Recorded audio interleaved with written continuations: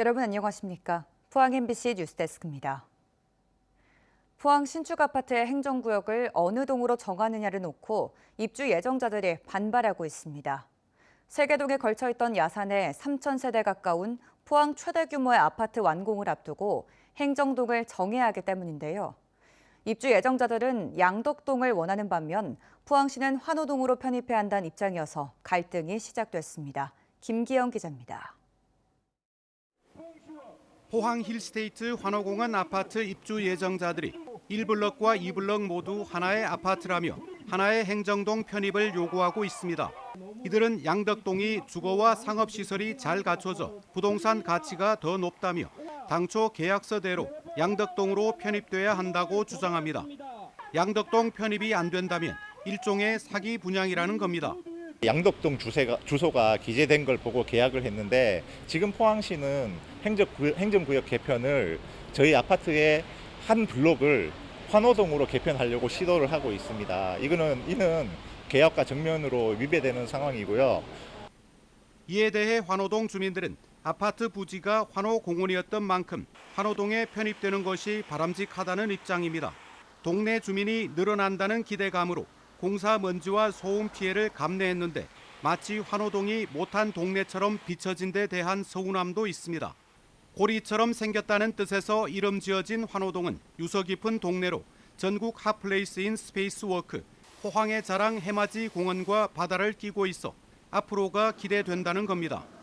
동명에 대해서 연연하지 말고 앞으로 몇 년 미래를 보면은 참 좋은 도심인지라는 것은 생각해주고 같이 우리가 상생했으면 좋겠습니다. 포항시는 장량동 인구가 웬만한 군 단위보다 많은 6만 8천 명으로 행정 수요가 폭증하는 반면 환호동은 8,700명으로 지역 간 불균형을 극복하기 위해서라도 환호동 편입이 현재로서는 타당하다는 입장입니다. 환호동으로 편입돼야 된다는 영역 결과가 나왔지만은 앞으로 입주 예정자와 장량동 또 환호동 주민들의 의견을 듣는 주민 설명회를 거쳐서 합리적인 경계 조정이 되도록. 아파트가 들어서기 전 수십 년 동안 공원으로 묶여있던 야산이 3개 동에 걸쳐 있었는데도 포항시가 지금껏 행정구역을 확정하지 않아 논란이 벌어진 만큼 동네 간 갈등으로 번지기 전에 해법을 찾아야 합니다. MBC 뉴스 김기영입니다. 과학기술정보통신부가 추진하는 수소 국제 공동연구 사업에 포항공대 컨소시엄이 선정됐습니다. 이 사업은 5년간 102억 원이 투입되는 프로젝트로 음이온 교환막 수전화 기술을 개발해 청정수소 생산 기반을 마련하는 것이 핵심입니다. 포항공대 신소재공학과 김용태 교수가 사업 단장을 맡고 서울대, 한국과학기술원 등 국내 주요 대학과 테크윈, 아크로랩스 등의 기업이 기술 상용화를 위해 힘을 모읍니다. 이재명 더불어민주당 대선 후보는 오늘 민주당 험지로 꼽히는 경북을 돌며 유권자를 만나는 골목골목 경청 투어를 이어가고 있습니다. 이 후보는 첫 방문지인 경주에서 경주 에이펙에 잘 돼야 한다, 준비가 좀 부실하다는 소문이 있던데 국회 차원에서도 잘 챙기라고 이야기해놨다며 지역 발전을 약속했습니다. 이 후보는 경주를 시작으로 영천, 김천, 성주, 고령 등 영남 지역을 방문해 1박 2일간 시민들을 만납니다. 이번 경청 투어는 오는 10일 공식 선거운동이 시작되기 전 이 후보가 마지막으로 지역 유권자를 만나는 일정입니다. 이번 경북 산불로 인한 피해 극복을 돕기 위해 역대 최대 규모의 기부금이 모였다는데요. 하지만 역대 최악의 산불로 기록될 정도로 피해 규모도 심각하다 보니 성금 자체가 넉넉지 않은 상황입니다. 산불 구호 성금, 얼마나 모였고 실제 지급되기까지 어떤 절차가 남았는지 김서현 기자가 알아봤습니다. 이번 경북 경남 산불 피해를 돕기 위해 전국 각지에서 모인 성금 총액은 약 1,680억 원. 역대 재난 구호 성금 모금액 중 최대 규모입니다. 정부는 이 가운데 일부를 활용해 인명주택 피해가 확정된 이재민에게 가구당 300만 원의 1차 긴급 생계비를 우선 지급하고 있습니다. 나머지 성금은 행정안전부와 모금기관, 그리고 지자체가 모인 기부금 협의회를 통해 지급 기준과 항목 등 배분 계획이 결정돼야 지급될 예정인데 실제 지급까지 최소 넉 달은 걸릴 것으로 전망됩니다. 현재까지 기부금 협의회는 3차례 진행됐는데 개인별 산불 피해를 확정하고 시군별 지원 항목을 조율하려면 상당 시일이 걸린다는 설명입니다. 충분한 검토와 협의가 필요한 만큼 실제 지원까지는 상당한 시간이 걸릴 수 있습니다. 도에서는 시군의 의견을 폭넓게 수렴하고 피해 상황에 맞는 합리적인 성금 배분이 되도록 최선을 다하겠습니다.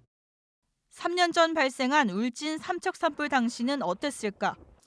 전체 피해액의 40%에 달하는 성금 827억 원이 모였습니다.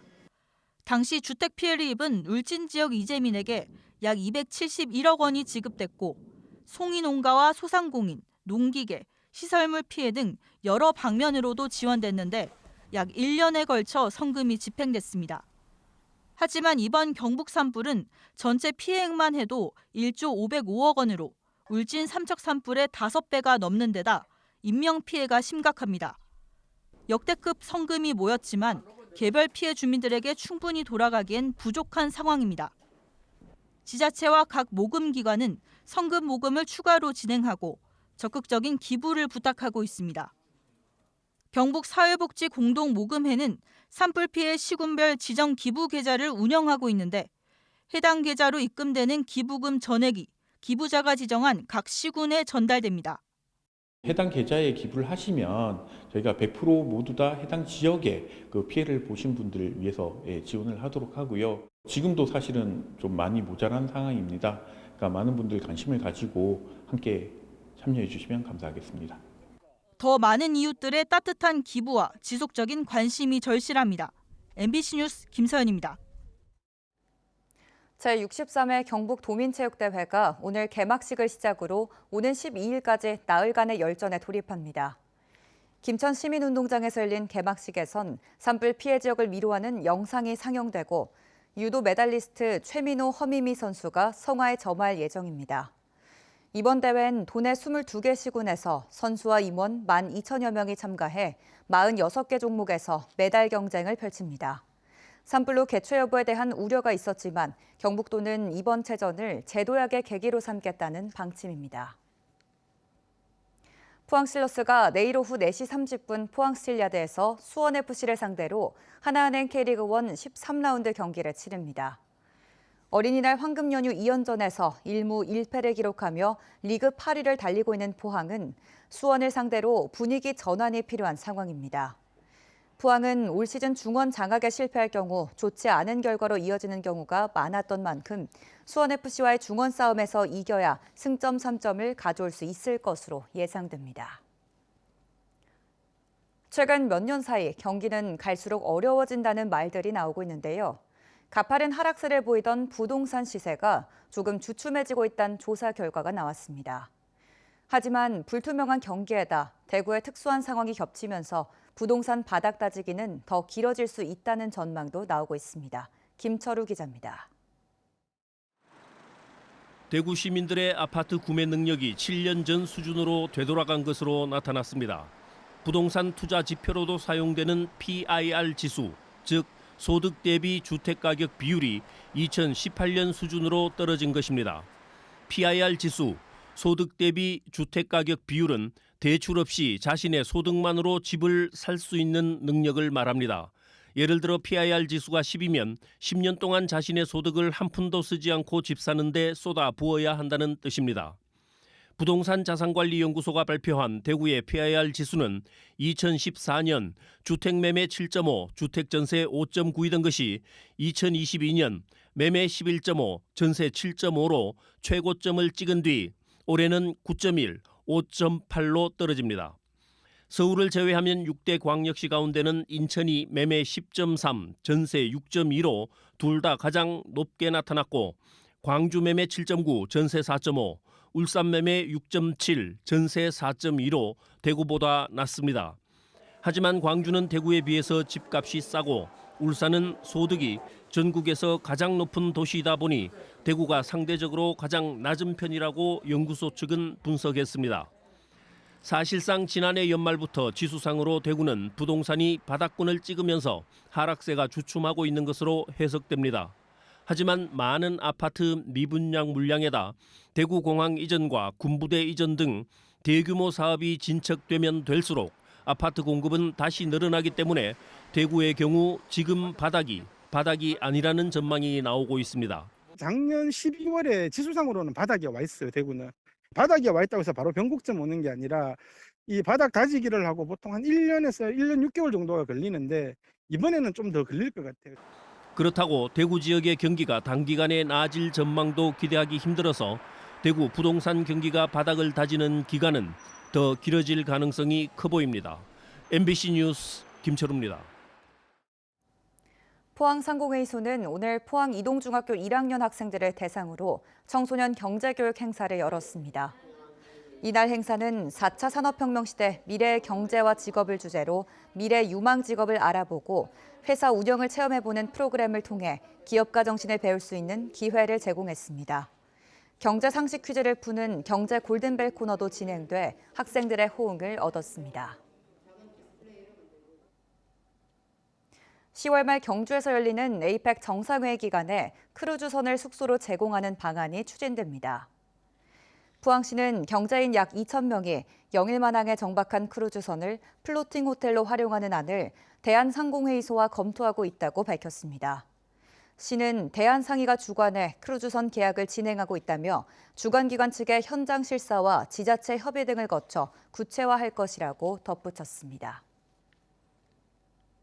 울진군은 오늘부터 사흘간 온정면 배감 다목적 운동장 등 4개 구장에서 2025 배감 온천배 전국 유소년 축구대회를 엽니다. 이번 대회는 전국에서 60개 팀, 1,000여 명의 선수단이 참가해 예선리그와 본선 토너먼트로 진행됩니다. 특히 1학년부터 6학년까지 4개 연령별로 리그를 구성하고 6인제와 8인제 경기 방식으로 진행해 어린 선수들이 출전 경험을 쌓는 데 도움이 될 것으로 기대됩니다.